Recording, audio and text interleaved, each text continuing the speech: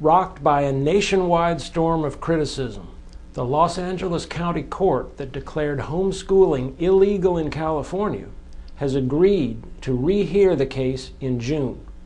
At issue is Justice H. Walter Krosky's February 28th decree, which ordered the parents of Rachel L. to send her away to a public or private school where she can get a so-called legal education. Justice Krosky's edict interpreted state education laws that govern all children, whatever their home situation and whatever the quality of their home education, except for the rare case when parents already hold state teaching credentials. Parents who find public schools intolerable and cannot locate or afford a suitable private school were branded by the decree as outlaws if they choose to instruct their child at home. According to the judge, California legislators were entitled to enact this blanket prohibition because they feared the supposed social disorder that would result from, quote, allowing every person to make his own standards on matters of conduct in which society as a whole has important interests, close quote. Allowing? By what right does government presume to allow you, or in this case forbid you, to make your own standards concerning your child's education? Government has no such right. Neither the state nor society as a whole has any interests of its own in your child's education. A society is only a group of individuals, and the government's only legitimate function is to protect the individual rights of its citizens, including your rights and your children's, against physical force and fraud. The state is your agent, not a separate entity with interests of its own that can override your rights.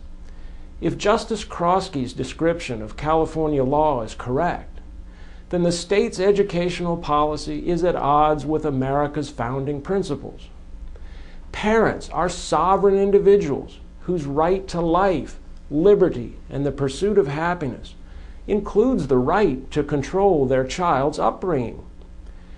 Other citizens, no matter how numerous or politically powerful, have no moral right to substitute their views on child raising for those of the father and mother who created that child.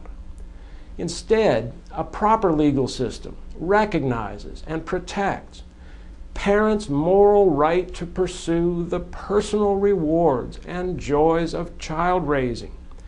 At every stage, you, the parent, have a right to set your own standards and act on them without government permission.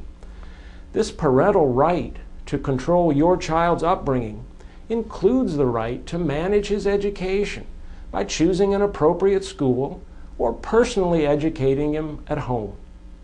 Now, of course, there are certain situations in which government must step in to protect the rights of a child, such as cases of physical abuse or neglect.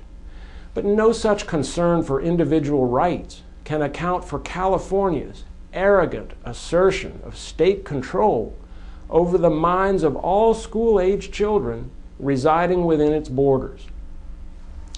Education, just like nutrition, should be recognized as the exclusive domain of a child's parents, within legal limits objectively defining child abuse and neglect. Parents who starve their children may properly be ordered to fulfill their parental obligations on pain of losing legal custody. But the fact that some parents may serve better food than others does not permit government to seize control of nutrition, outlaw home-cooked meals, and order all children to report for daily force feeding at government-licensed cafeterias.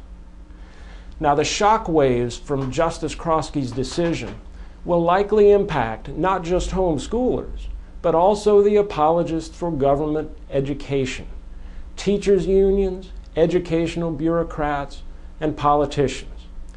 Their political and financial survival depends on a policy that treats children, in effect, as state property.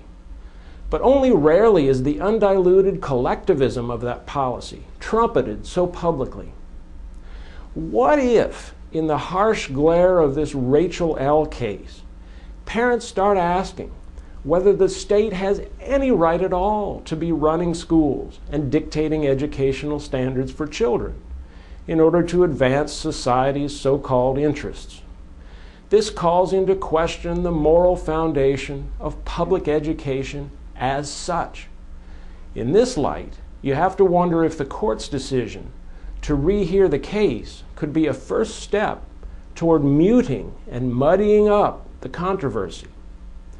For their part, the defenders of public schooling can be expected to stay busy papering over their system's own failures, the very failures that helped fuel the homeschooling movement in the first place, by driving desperate parents to seek refuge at home from the irrationality, violence, and mediocrity that have come to characterize government education in California and elsewhere. For now, at least, the battle lines are clearly drawn. Are parents mere drudges whose social duty is to feed and house their spawn between mandatory indoctrination sessions at government-approved schools? Or are they sovereign individuals whose right to guide their children's development the state may not infringe? The answers to these questions could determine not only the future of homeschooling in California, but the future of education in America.